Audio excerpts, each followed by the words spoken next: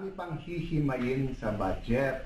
And yung dalawa na nakita namin na very glaring na kailangan ayusin ay DepEd at saka CHED.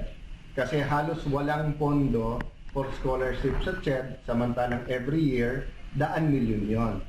So just because free na yung education sa public, sa state universities, paano yung mga nasa private schools, no? Na mga middle o lower middle class, no?